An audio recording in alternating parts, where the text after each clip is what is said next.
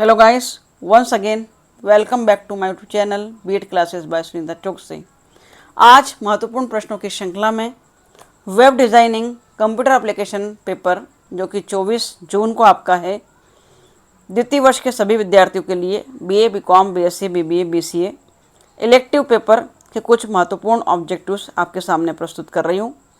लीजिए, पहला ऑब्जेक्टिव आपके सम्मुख है। ऑब्जेक्टिव टाइप क्वेश्चंस में www stands for that that dash. www से तात्पर्य होता है, चार ऑप्शन आपके सम्मुख है, world wide web, world wide wave, web wide world और नन। ए ऑप्शन हमारा करेक्ट है, world wide web.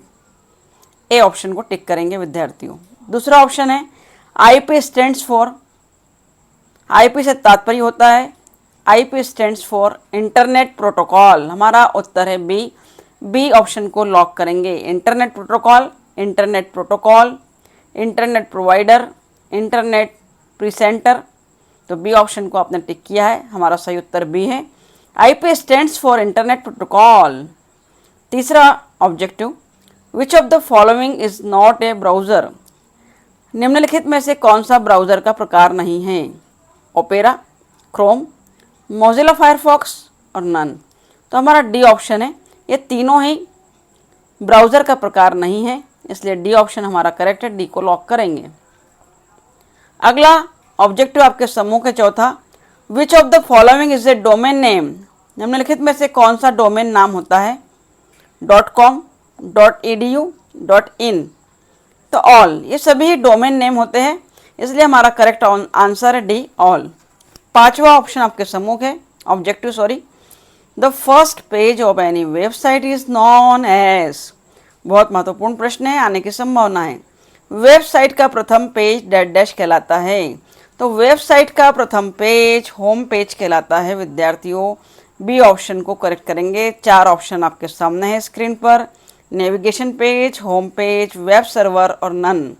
Home page कहलाता है। 6 नंबर का ऑब्जेक्टिव देखेंगे, dream viewer is use to design and develop dash dash dash. Dream viewer का उपयोग dash dash को डिज़ाइन एवं निर्माण करने हेतु किया जाता है। तो ड्रीम व्यूअर का उपयोग विद्यार्थियों वेबसाइट को डिज़ाइन एवं निर्माण करने के लिए किया जाता है।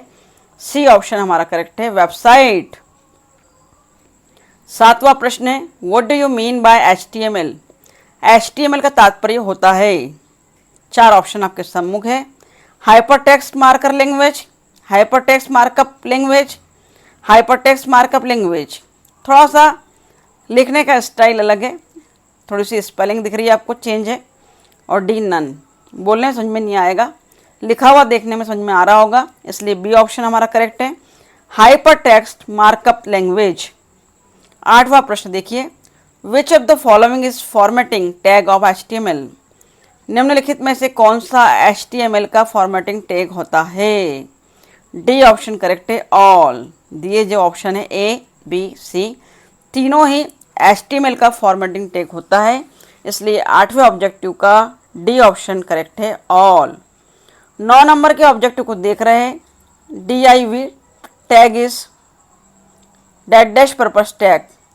DIV टैग का उपयोग डैट डैश के लिए होता है, सिंगल, मल्टी, इनलाइन या नन। तो हमारा सही उत्तर है B option, multi. DIV tag is multipurpose tag. DIV tag का उपयोग मल्टी के लिए किया जाता है। 10वां ऑप्शन है, ऑब्जेक्टिव है, span tag is inline tag. हमारा सही उत्तर है सी, स्पैन टैग इनलाइन टैग होता है। चार ऑप्शन आपके सम्मुख है, एक्सटर्नल होता है, मल्टी होता है, इनलाइन होता है, नन होता है।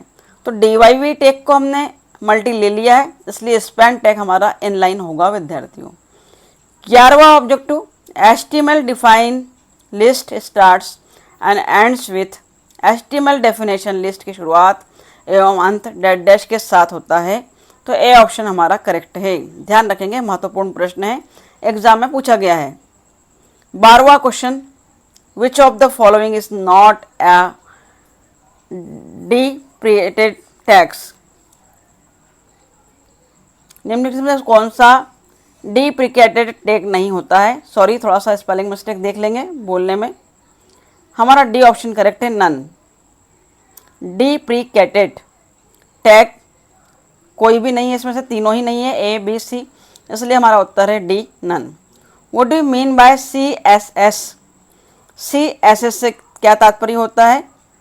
Calculate sheet style, calculate style sheet, cascading style sheet या नन? तो CSS का तात्पर्य होता है C, cascading style sheet. C option को लॉक करेंगे विद्यार्थियों। 14 नंबर का प्रश्न, which of the following is the benefit of using CSS? निम्नलिखित में से कौन सा CSS का लाभ होता है? Saves time, pages load faster, easy maintenance या ऑल? तो CSS कैस्केडिंग स्टाइल शीट के जो लाभ होते हैं विद्यार्थियों, तीनों ही होते हैं। टाइम भी से होता है, pages load faster page load होते हैं, इजी मेंटेनेंस होता है, इसलिए ऑल हमारा ऑप्शन है करेक्ट, डी ऑप्शन। 15 नंबर का ऑब्जेक्टिव आपके सम्मुख है। The external style sheet is generally used when you want to make change on.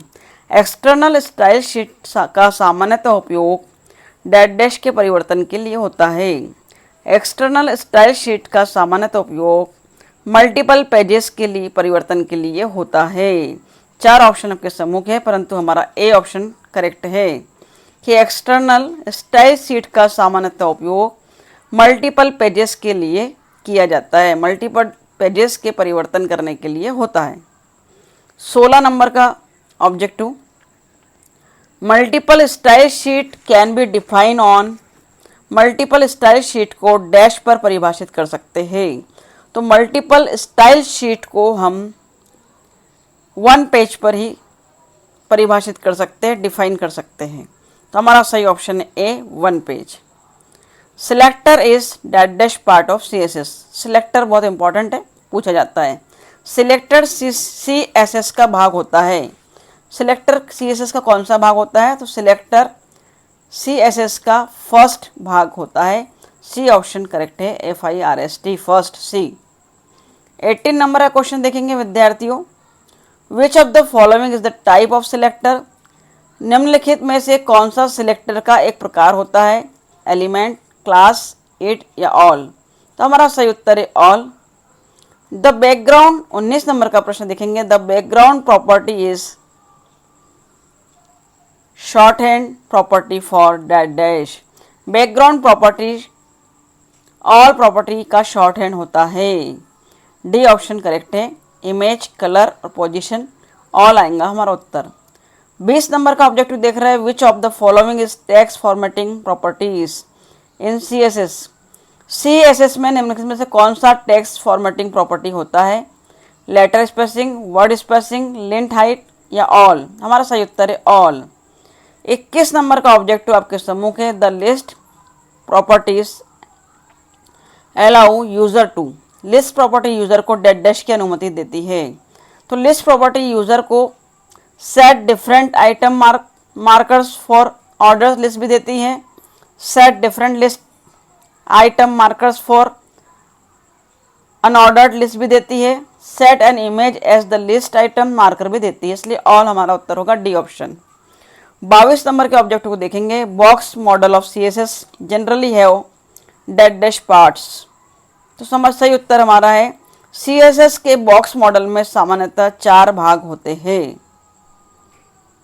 23 number का प्रश्न देख रहे हैं। The visibility CSS property dash dash an element without changing the layout of document. CSS की visibility property किसी तत्व को परिवर्तित किए बिना डैश डैश करने के लिए किया जाता है। तो शो और हाइड करने के लिए किया जाता है। हमारा सी ऑप्शन करेक्ट है, बोथ ए एंड बी।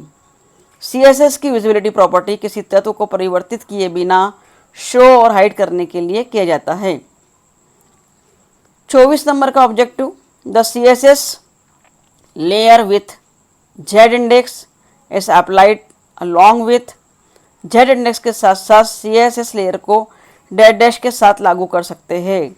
तो Z इंडेक्स के साथ CSS लेयर को पोजीशन CSS के साथ लागू कर सकते हैं। ए ऑप्शन हमारा करेक्ट है।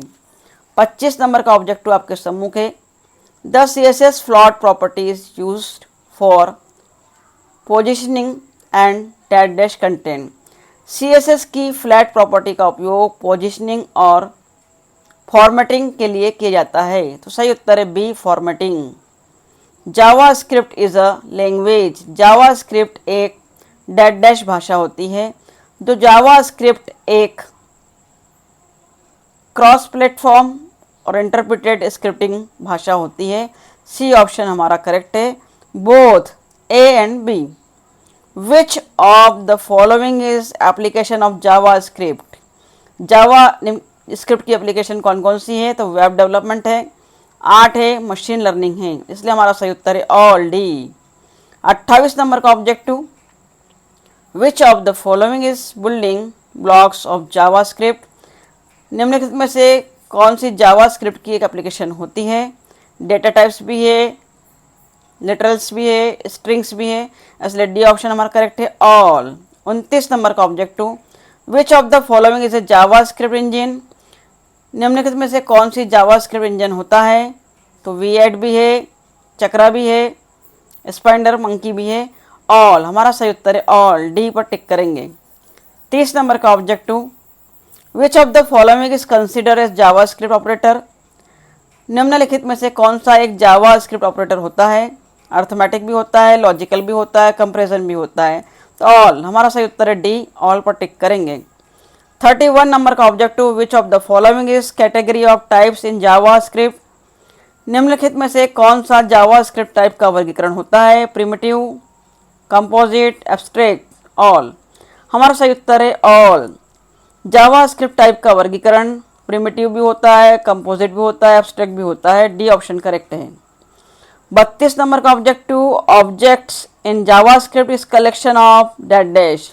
जावास्क्रिप्ट में ऑब्जेक्ट्स डैश डैश का समूह होता है, तो प्रॉपर्टीज का समूह होता है, ऑप्शन करेक्ट है, टिक करेंगे। 33 नंबर का objective, an array each value is represented by an. Array में प्रत्येक मान को डैश डैश के माध्यम से दर्शाया जाता है। एरे में प्रत्येक मान को इंडेक्स के माध्यम से दर्शाया जाता है, ए ऑप्शन करेक्ट है विद्यार्थियों। बिना समय को गंवाए फटाफट हम ऑप्शन को देख रहे हैं, उत्तर को देख रहे हैं, क्योंकि जल्दी आपका पेपर है, इसलिए समय की हम बचत करते हुए फटाफट अध्ययन कर रहे हैं। 34 नंबर का objective, there are dash dash ways to construct array in JavaScript. JavaScript में एरे का निर्माण करने हेतु डैश डैश विधि होती है। तो जावास्क्रिप्ट में एरे का निर्माण करने हेतु 3 विधि होती है, बी ऑप्शन करेक्ट है। 35 नंबर का objective, array is data structure dash dash data structure. Array एक डैश डैश डाटा स्ट्रक्चर होता है, तो एरे एक लीनियर डाटा स्ट्रक्चर होता है, सी ऑप्शन करेक्ट है लीनियर। 36 नंबर का ऑब्जेक्टिव देख रहे हैं, in case of immutable values can be dash dash. Immutable मानों की स्थिति में डैश डैश होता है। इम्यूटेबल मानों की स्थिति में once created and never change होता है, बी ऑप्शन करेक्ट। एक बार क्रिएट किया जाता है और फिर कभी चेंज नहीं होता, तो बी ऑप्शन हमारा करेक्ट है। 37 नंबर का ऑब्जेक्टिव देखिए विद्यार्थियों, what do you mean bye function in JavaScript. JavaScript में फंक्शंस से तात्पर्य होता है, फंक्शन से तात्पर्य होता है dash dash set of statement. JavaScript में फंक्शन से तात्पर्य सेट ऑफ स्टेटमेंट्स होता है, ए ऑप्शन करेक्ट है। 38 नंबर का objective, which of the following is scope in JavaScript. Sorry, निम्नलिखित में से कौन सा जावास्क्रिप्ट में स्कोप होता है? लोकल और ग्लोबल दोनों ही होता है। जावास्क्रिप्ट में स्कोप लोकल भी होता है, ग्लोबल भी होता है, इसलिए बोथ ए एंड बी हमारा उत्तर सही है, सी ऑप्शन को करेक्ट करेंगे। 39 नंबर का objective, from validation generally performs dash dash function. Form validation के द्वारा डैश डैश फंक्शन किया जाता है, तो फॉर्म वैलिडेशन के द्वारा बेसिक और डेटा फॉर्मेट फंक्शन किया जाता है, इसलिए हमारा ऑप्शन सी करेक्ट है, बोथ ए एंड बी। तो विद्यार्थियों 39 प्रश्न देखे हैं, एक प्रश्न और हम कर लेंगे, 40 नंबर का प्रश्न आप और नोट डाउन कर लेंगे, लिख लेंगे कि 1989 में टिम बर्नर-ली ने वर्ल्ड वाइड वेब का आविष्कार किया था। 1989 में टिम बर्नर-ली ने वर्ल्ड वाइड वेब का आविष्कार किया था। जिसे सामान्य बोलचाल में वेब कहा जाता है। तो इस प्रकार आज आपने elective subject computer application web designing के महत्वपूर्ण ऑब्जेक्टिव्स क्वेश्चन में 40 प्रश्नों को देखा है। इसी प्रकार आगे भी जो प्रश्न पत्र आपके बाकी है, होने वाले हैं, उनके महत्वपूर्ण प्रश्न आपको दिए जाएंगे। किसी प्रकार की कोई क्वेरी है, कोई प्रॉब्लम है, कुछ पूछना चाहते हैं तो कमेंट बॉक्स में लिखिए ज़रूर। और वीडियोस आपके लिए यूज़फुल है तो विद्यार्थियों इसे अपने दोस्तों के साथ ज़रूर शेयर कीजिएगा। Thank you very much for watching my video. Thank you.